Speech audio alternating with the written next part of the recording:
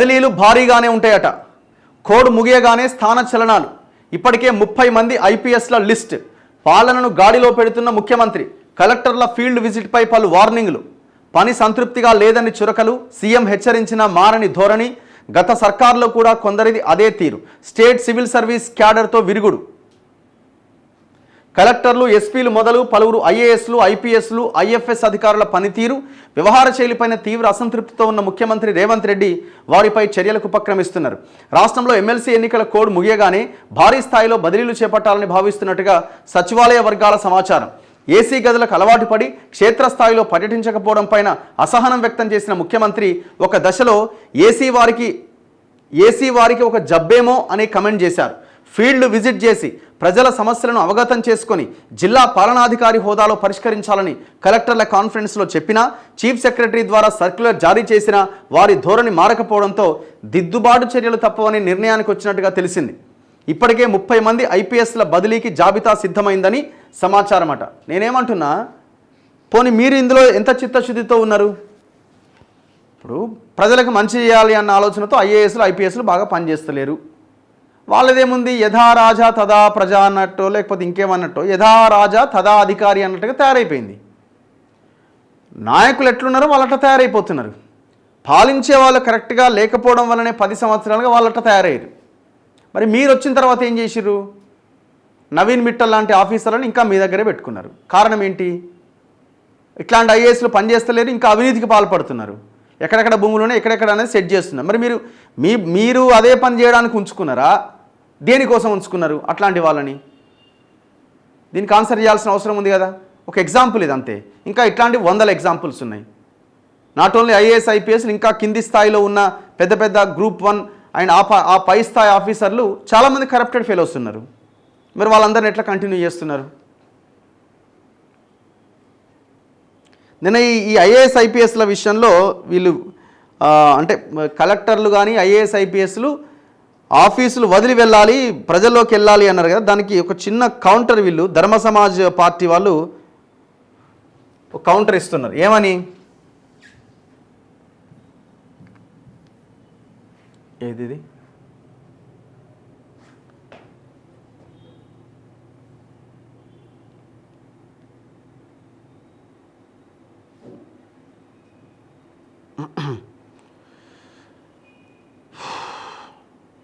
ఇగో వీళ్ళు ఏమంటున్నారు? ముఖ్యమంత్రి ఇచ్చిన స్టేట్మెంట్ మీద ప్రెస్ అండ్ మీడియా నోట్ ధర్మ సమాజ్ పార్టీ.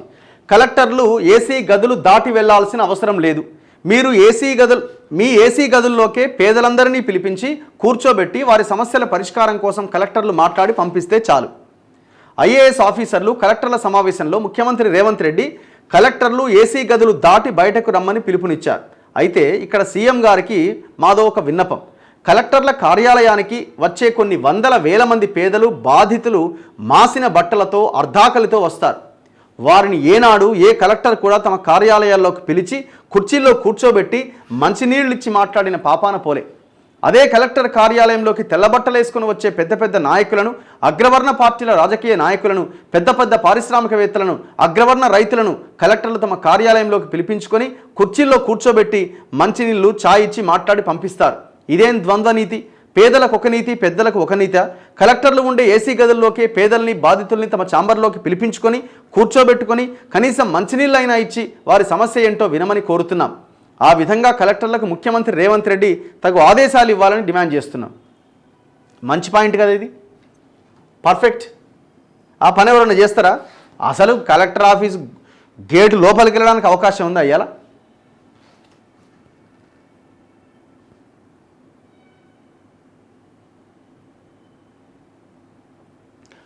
నెరవేరని ఇసుక ఆదాయ లక్ష్యమట. గత ఏడాది 1160 కోట్లు వస్తాయని అనుకున్నారట. కానీ 567 కోట్లే వచ్చినాడు. అంటే సగానికి సగం రెవెన్యూ రాలే. 10 ఏళ్ల రెవెన్యూ 6118 కోట్లు, 15 కోట్ల టన్నుల విక్రయం, 10 నెలల్లో 627 కోట్లు. అక్రమాల కట్టడితో ఖజానాకు జమ. మార్చి వరకు స్పెషల్ డ్రైవ్, ఆదాయాన్ని పెంచడం పైన ఫోకస్. దందా ఆపితే ఆదాయం రాష్ట్రానికి వస్తుంది. ఆ దందా ఆపాలి ఫస్ట్. అద్దెలే ముద్దు. ఏండ్ల తరబడి శిథిల భవంతుల్లోనే కిరాయిల ఖర్చు 200 కోట్లకు పైమాటే అట. రాజ్యమేలుతున్న వ్యవస్థీకృత జాడ్యం. అస్మదీయుల సేవలో అధికార వర్గాలు, వారికి చెందిన భవనాల్లోని ఆఫీసులు, దాని నుంచి అధికారులకు వాటాలు, విచ్చలవిడిగా ప్రజాధనం వృధా, లోగుట్టు తెలియడంతో సర్కారు ఫోకస్, లెక్క తేల్చే బాధ్యత కీలక అధికారికి, ఖాళీగా బూర్గుల రామకృష్ణారావు భవనం, అనేక ఆఫీసుల ఏర్పాటుకు అవకాశం. చాలా పెద్ద బిల్డింగ్ అది, ఆ బీఆర్కే భవన్ అన్నది. చాలా రూమ్స్ ఇంకా ఖాళీగానే ఉన్నాయి అందులో. ఇక హైదరాబాదులో ప్రభుత్వ కార్యాలయాల నిర్వహణకు ప్రభుత్వ భవనాలే అనేకం ఉన్నాయి. కొత్త సచివాలయం నిర్మాణ కాలంలో తాత్కాలిక సెక్రటేరియట్గా బీఆర్కే భవన్ పనిచేసింది. తర్వాత అక్కడి విభాగాలన్నీ కొత్త భవంతికి వెళ్ళిపోయినాయి. దీంతో అక్కడ చాలా వరకు ఖాళీగానే ఉన్నాయి. ఇతర ప్రాంతాల్లో అద్దె భవనాల్లోని కార్యాలయాలను ఇక్కడికి తరలించేందుకు అవకాశం ఉన్నది.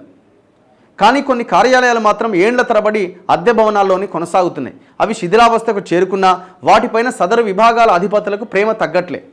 ఆ ప్రేమ వెనుక ఏంటా లోగుట్టు అని లోతుల్లోకి వెళ్ళి చూస్తే అవి కొందరు బడాబాబుల భవనాలట. లక్షల్లో అద్దెను అస్మదీయులకు సమర్పించుకుంటూ అధికారులు వారి సేవలో తరిస్తున్నారు. ఇది రోజు మన కళ్ళ ముందు కనబడే జరుగుతున్న వింత. ఏడాదో రెండేండ్లో కాదు, ఏకంగా సంవత్సరాల పాటు అదే కథ. మరి ఎవరికీ తెలియదా? ఎవరికంటా పడదా అంటే అలా కాదు. అందరి సమక్షంలో అందరూ చూస్తుండగానే జరుగుతున్న ప్రజాధనం దోపిడీ ఇది. ఈ దోపిడీ ఖర్చు ఏడాదికి కనీసం 200 కోట్లట. చూడు ఎట్లుందో కదా, 200 కోట్లు. ఈ 200 కోట్లతో ఎన్ని స్కూళ్ళు కట్టొచ్చు, ఎన్ని స్కూళ్ళ నిర్మాణాలు చేయొచ్చు, ఎన్ని స్కూళ్ళలో కనీస సౌకర్యాలు అమలు చేయొచ్చు, ఎన్ని హాస్పిటల్స్లో సౌకర్యాలు అమలు చేయడానికి అమౌంట్ ఉపయోగపడుతుంది. 200 కోట్లు అంటే మీరు చూడండి, రాష్ట్రంలో గురుకులాలు ఉన్నాయి. గురుకులాలు ఎన్న పెట్టారు? కేసీఆర్ 600 గురుకులాలు పెట్టినా అన్నాడు. అన్ని ప్రైవేట్ బిల్డింగ్. ఎవరు ఆ ప్రైవేట్ బిల్డింగ్లు? మూసేసిన కాలేజీలు, బీఆర్ఎస్ లీడర్లు అవి. అదే కాదు, గ్రామ పంచాయతీలు కొన్ని రెంటెడ్ దాంట్లో పెట్టిండు. అవన్నీ కూడా అందులో భాగమే. అన్ని బీఆర్ఎస్ లీడర్లకు సంబంధించినవే. మరి గవర్నమెంట్ వచ్చి 14 నెలలు అవుతుంది, ఏం చేస్తుంది? ఇట్లాంటి వాటి ఈ ఖర్చులను తగ్గించుకోవాలి కదా.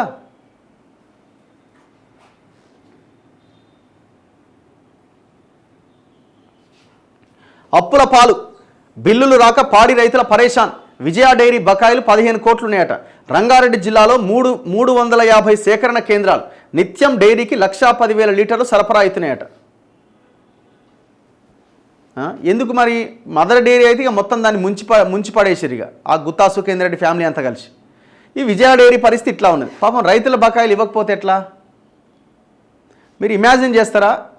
భట్టి విక్రమార్క ఆధ్వర్యంలో ఉన్న ఆర్థిక శాఖ బడా కాంట్రాక్టర్లకు సంబంధించిన బిల్లులేమో ఇస్తుంది. చిన్న 20 లక్షలు, 30 లక్షలు ఉన్న, 50 లక్షలు ఉన్న కాంట్రాక్టర్ల బిల్లులు మాత్రం పెండింగ్లో పెట్టారు. ఈ చిన్న కాంట్రాక్టర్లు ఎంత కలిపితే 1,000-2,000 కోట్లకు మించవు. కానీ 13,000 కోట్ల బడా కాంట్రాక్టర్ల బిల్లులు క్లియర్ చేశారు. కమిషన్ వస్తుంది కదా. చివరికి సెక్రటేరియట్లో ఈ ప్రాసెసర్లు అండ్ హార్డ్ డిస్క్లు వీటికి సంబంధించింది గతంలో కూడా మనం మాట్లాడిన ఇది పెద్ద స్కామ్. ఇది కాలం చెల్లిన కంపెనీలకు సంబంధించిన ప్రొడక్ట్స్ తెచ్చి పెట్టిరని దాదాపు 200 కోట్ల బిల్లు 15% కమిషన్ తీసుకొని బిల్లు క్లియర్ చేశారు. ఇట్లా బడా కాంట్రాక్టర్లకి ఈ 14 నెలల కాలంలో ఇచ్చిన బిల్ ఎంత తెలుసా? 13,000 కోట్ల రూపాయలు. ఆ 13,000 కోట్ల రూపాయలు 1,000 కోట్ల రూపాయలు చిన్న కాంట్రాక్టర్లకు ఇచ్చిన వాళ్ళ జీవితాలు బాగుపడేవి. సేమ్ ఇట్లనే ఇట్లాంటి 15 కోట్ల బిల్లా, 15 కోట్ల బిల్లు విజయ డైరీ రైతు. ఇది ఈ పైసలు లేవా? ఇది పక్కన పెట్టండి. ఈ పాస్బుక్స్ ఉంటాయి కదా, పాస్బుక్స్ ప్రింట్ చేయడానికి ఒక 2 కోట్ల రూపాయలతో బిల్లులు రిలీజ్ చేస్తే కొత్త పాస్బుక్లు ప్రజలకు ఇష్యూ అవుతాయి. ఆ 2 కోట్ల రూపాయలు రిలీజ్ చేస్తలేరట.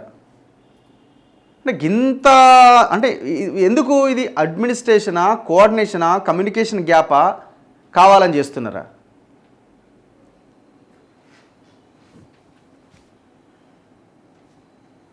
ముందు ఆఫీసర్లు, తర్వాతే మంత్రులు.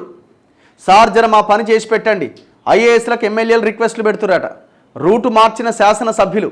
ఫైల్స్ కదలికలపైన రివర్స్ గేర్. గతంలో మంత్రుల సిఫారసులు, ఇప్పుడు చివరి సంతకానికే మంత్రి. సెక్రటేరియట్ నుంచి కలెక్టరేట్ల వరకు ఇదే ట్రెండ్ అట. తెలంగాణ శాసనసభ్యులు వర్కింగ్ స్టైల్ మార్చిరట.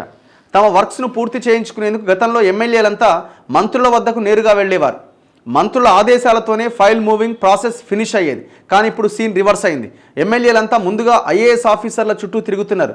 ఫైల్ ప్రాసెస్ చేయించుకొని ఫైనల్ స్టేజ్లో మాత్రమే మంత్రి వద్దకు వెళ్తున్నారట. నియోజకవర్గాల్లోని చిన్న పని నుంచి పెద్ద వర్క్స్ వరకు ఇదే విధానాన్ని ఫాలో అవుతున్నారట. అంత ఇది ఉందా? అంటే ఎందుకు ఇది? ఈ సిస్టమ్ ఫాలో అవుతున్నారా లేకపోతే మంత్రులు ఇలా మాట వింటలేరా?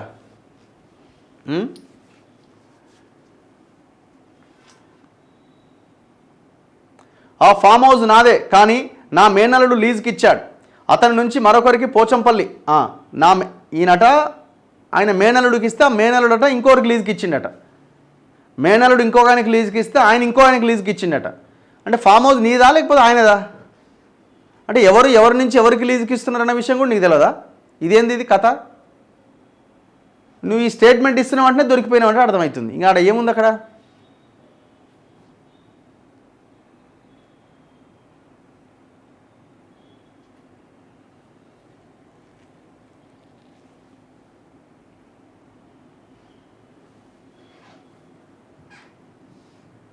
ఇగో ఆ ఫామ్ హౌస్ నాదే, కానీ నా మేనల్లుడు లీజుకి ఇచ్చాడు. అతడు మరొకరికి లీజుకి ఇచ్చిండు. పోచంపల్లి శ్రీనివాసరెడ్డి పోలీసులకు వివరణ. ఇటీవల కోళ్ల పందాలు క్యాసినో నిర్వహిస్తున్న 64 మందిని అరెస్ట్ చేసిన మొయినాబాద్ ఫామ్ హౌస్ తనదే అని బీఆర్ఎస్ వరంగల్ ఎమ్మెల్సీ పోచంపల్లి శ్రీనివాసరెడ్డి అంగీకరించిండు. నాదే ఫామ్ హౌస్ అని. ఈ మేరకు తన న్యాయవాది ద్వారా పోలీసులకు ఒక వివరణ పంపిండట.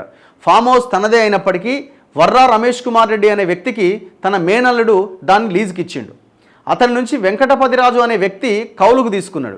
మొయినాబాద్ ప్రాంతంలోని తోల్కట్ట గ్రామంలో ఉన్న ఒక ఫామ్ హౌస్లో కోళ్ల పందాలు క్యాసినో జూదం నడుస్తున్నట్టు అందిన సమాచారం మేరకు ఇటీవల పోలీసులు దాడులు జరిపారు. ఈ క్రమంలో కోళ్ల పందాలు క్యాసినో ఆడుతున్న 64 మందిని అరెస్ట్ చేశారు.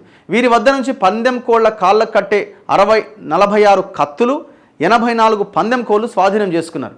దాంతోపాటు ₹1 కోటి పైగా విలువ చేసే క్యాసినో కాయిన్లు, కార్డులు, పేక ముక్కలను సీజ్ చేశారు. 55 లగ్జరీ కార్లు, 64 స్మార్ట్ ఫోన్లు కూడా స్వాధీనం చేసుకున్నారు.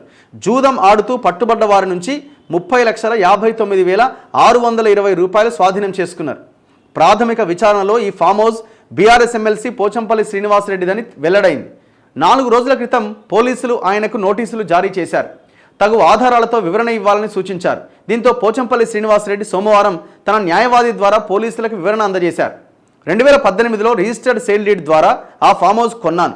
దానికి సంబంధించిన వ్యవహారాలు తన మేనల్లుడు జ్ఞాన్దేవ్ రెడ్డి చూసుకుంటున్నట్టుగా తెలిపారు. పోలీసులు దాడి తర్వాత జ్ఞాన్దేవ్ రెడ్డిని ప్రశ్నించినప్పుడు కొంతకాలం క్రితం వర్రా రమేష్ కుమార్ రెడ్డికి కౌలుకి ఇచ్చినట్టుగా తెలిసింది. వర్రా రమేష్ కుమార్ రెడ్డి నుంచి వెంకటపతిరాజు అనే వ్యక్తికి కౌలుకు తీసుకున్నట్టు తెలియవచ్చింది. ఈ విషయాలు ఏవి తన దృష్టిలో లేవు. లేకుండా ఎట్లుంటుందండి నాకు అర్థం కాదు. అంటే ఇప్పుడు నీ ఫామ్ హౌస్ని ఇంకొక ఆయన ఒక టెర్రరిస్ట్కో ఉగ్రవాదికో లీజుకి ఇస్తాడు. ఒక 10 మంది ఉగ్రవాదులు వస్తే లీజు తీసుకుంటారు, ఇచ్చేస్తారా? అది నాకు తెలియదు. ఇది మరి నేనేం చేయాలి అంటే ఊరుకుంటుందా? గవర్నమెంట్ ఊరుకుంటుందా? అంటే నీ ఫామ్ హౌస్లో నువ్వు ఎవరికి లీజుకి ఇస్తున్నావు, ఎటు నుంచి ఎట్టిపోతున్న విషయం కూడా తెలియకపోతే ఎట్లా? ఫ్లడ్ లైట్లు పెట్టి సినిమా స్టైల్లో కోళ్ల పందాలు నిర్వహిస్తుంటే ₹1 కోట్ల క్యాష్తో అక్కడ ట్రాన్సాక్షన్స్ జరుగుతుంటే ఏమి తెలియదు మీకు. ఎన్నిసార్లు మీరు పోయిరో చెప్పండి ఫస్ట్.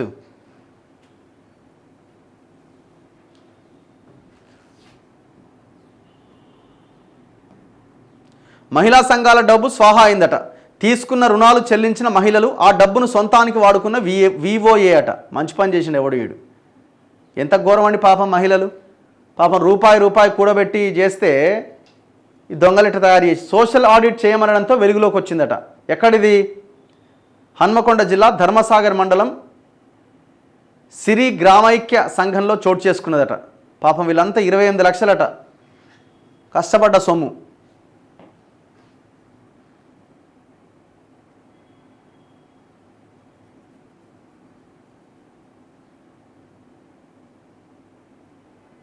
పదిహేను రోజులు 4 హత్యలు. మేడ్చల్లో వరుస ఘటనలు. కలవర పెడుతున్న నేరాలు. 24 గంటల్లోపే మరో మర్డర్. మేనమామ మెడకోసి హత్య. నిందితుడికి 16 ఏండ్లట. రక్త సంబంధికులే చంపుతున్నారు. మొన్న వాడు 2 అన్నదమ్ములు కలిసి అన్నం చంపారు. ఈడ మేనమామని చంపిండోడు పోరగాడు 16 ఏండ్లు మైనర్. ఎంత ఘోరం చూడండి. తెలంగాణలో బీసీ సీఎం, అది కాంగ్రెస్తోనే సాధ్యం. విస్తరణలో బీసీలకు ప్రయారిటీ. ఈ టర్మ్ అంతా రేవంత్ రెడ్డి సీఎం. బీసీ బిల్లుకు చట్టబద్ధత తెస్తాం. 9వ షెడ్యూల్లో పెట్టించగలరా? బండికి పీసీసీ చీఫ్ సవాల్.